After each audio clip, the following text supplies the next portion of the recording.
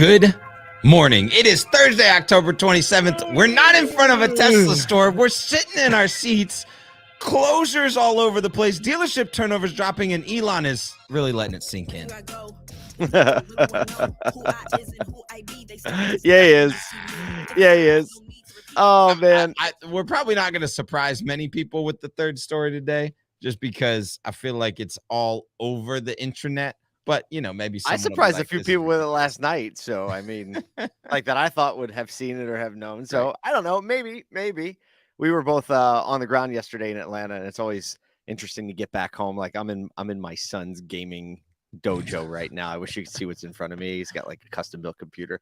But, you know, we got in late last night from being on the ground with a bunch of dealers, and we left that event last night just at the end of any event. Like, it's still going on today, but we left yesterday, and when you leave is when like everything that everyone wanted to say, like, oh, I got to make sure I say this. I'm And telling so you like what, it the was like, last no. 15 minutes, Right? Everybody was grabbing us down. Yeah, it was great. so great to just connect with dealers from across the country and just get just like a real time, real world feel for just, again, the passion and energy that dealers have, the optimism going into 2023, and the confidence of the operators who know they're paying attention because they know they're heading into 2023. And they're like, I don't know how everybody else is feeling, but we're going to eat some lunch, their lunch, if they don't watch it. Yeah, one of the theme of kind of the event, and it's Glenn Lundy's 800% Elite Automotive Club. The theme was kind of technology, and it always turns this way where it's like technology, and I think that was kind of the theme. And so just an encouragement for anyone that's thinking about, especially as, like we're 3 months away from NADA. And I know there's always this kind of energy in automotive that's, let's wait and see for NADA. I might be looking at new technologies. There's a lot of things that get announced around this time. And so taking a measured approach, knowing that technology is not going to solve all your problems in 2023, that it's going to be the setup of the people and the processes, and dialing in those things first that are going to make you impactful, not just next year, but long into the future, because technology is always going to change. The way that we approach the market is always going to change. The market's going to change. Yeah, exactly. The market's going to change. The game is going to change. It's always changing. Speaking of the game changing. Stop. Yeah. Time.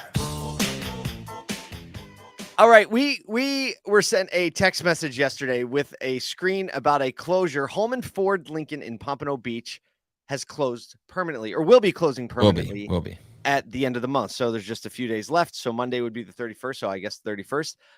Here is what was on the site, and it still is. If you go to the website, it says, in partnership with the Lincoln and Ford Motor Company, Holman Automotive has made the difficult decision to cease operations at Pompano Ford Lincoln at the end of October 2022. Our goal is to support our loyal customer base during this time and assist with the transition to our fellow dealers in the market. We thank you for your support over the last, get this, 48 years. And it's been a pleasure serving you. Please contact us with questions regarding custom This orders. is not a tiny store either. No, By any stretch of the imagination. I mean, they've got almost 100 new cars in stock on a regular basis.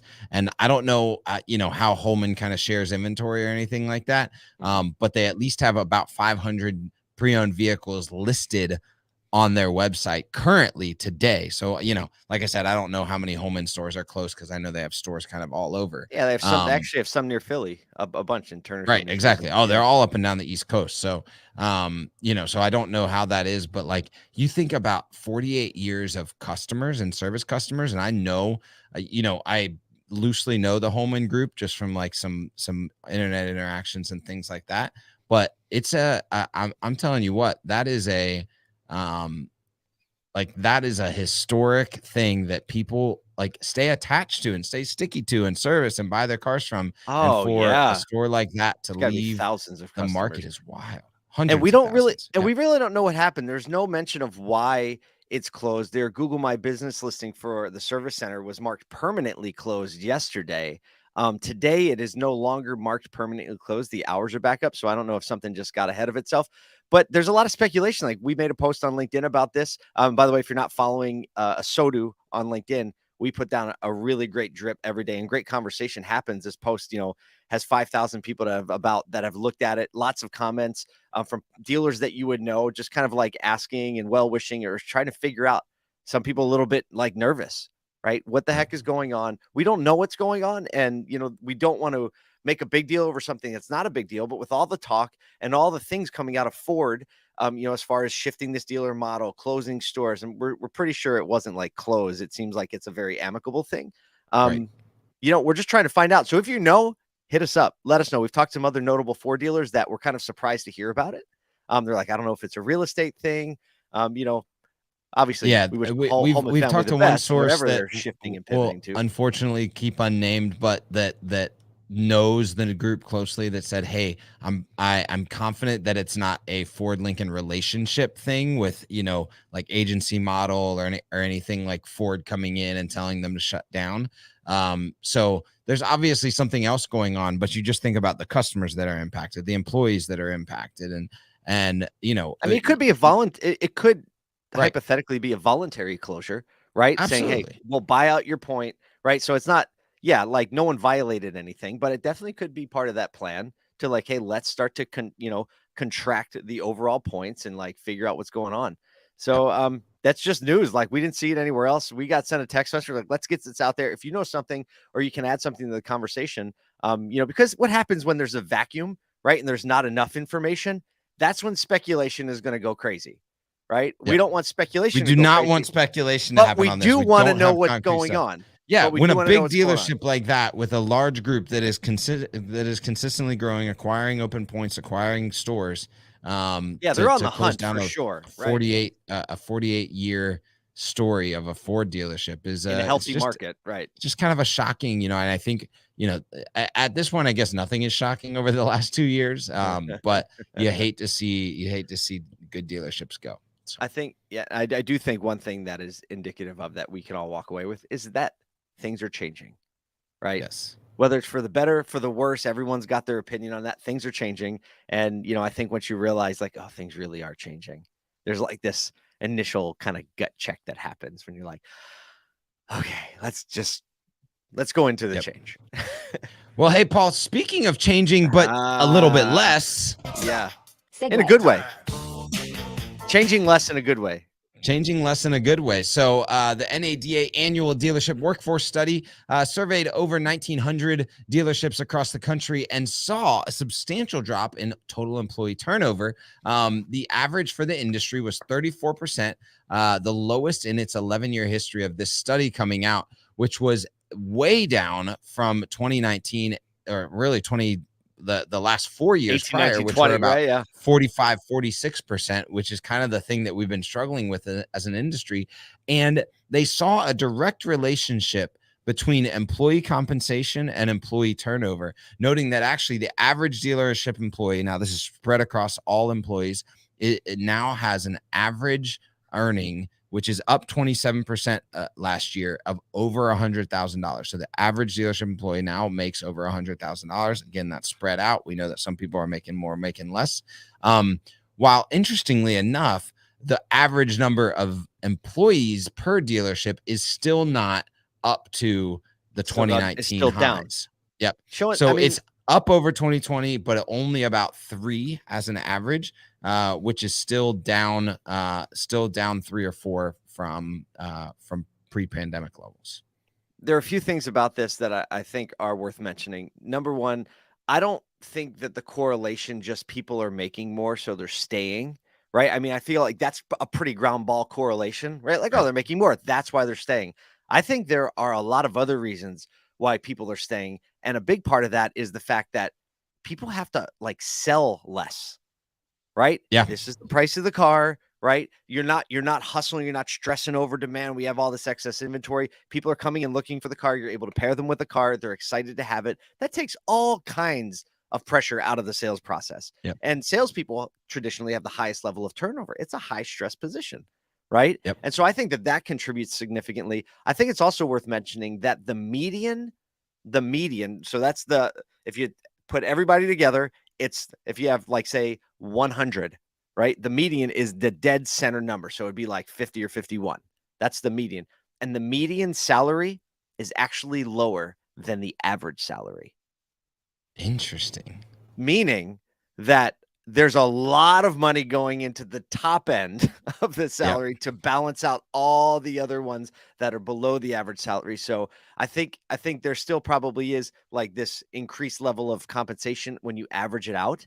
But I still think that I'm saying all that to say I think the situations in the store are getting better, not Well, just the compensation. I was just thinking, like, think about the last 7 to 10 years in the hockey stick growth of HR and culture conversations in Oh my automotive, goodness. right? Yes. Yes. And so you pair that with higher earnings and an easier conversation on Lower the sales pressure. and Yeah. service side, lower pressure, Yeah. and a continued effort at the leadership level to drive culture and HR related conversations into the dealership ecosystem. Yes. You start to kind of have this marriage of, oh wow, we could General do it that way, improvement. right? Yeah, I love that you just brought that up because without a doubt, the last several years, the HR and culture situation in deal the conversation. We'll just talk about the conversation. It's just And moving when so much people are faster. looking there and they're focused there and there's content about it and there's people paying attention, it is going to improve. Right. And what gets measured gets improved. I think what gets focused gets improved as well. And it's exciting for me because turnover in our industry specifically has historically been really bad. And Yep, it's good to see it moving in the direction that it we feel like it absolutely should is. move in because we know how great it is to work at so many dealerships across the country.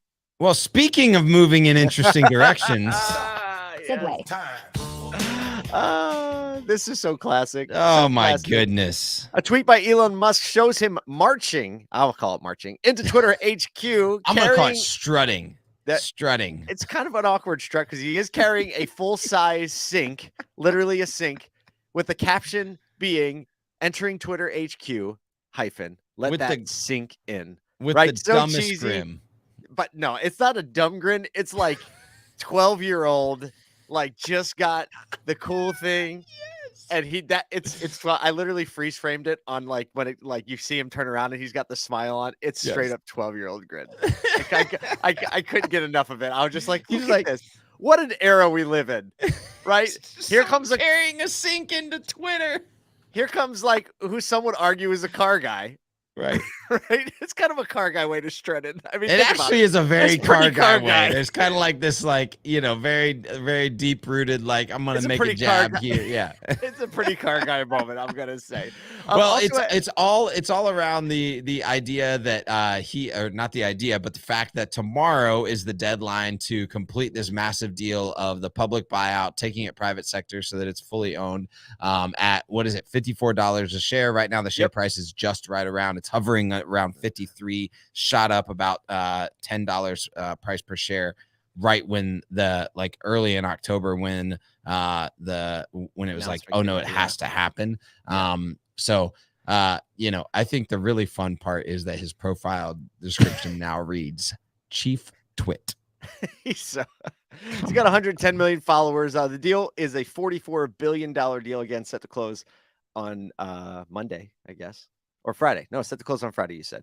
Yeah. And so we'll see what happened. A couple other tweets that came out from that account yesterday.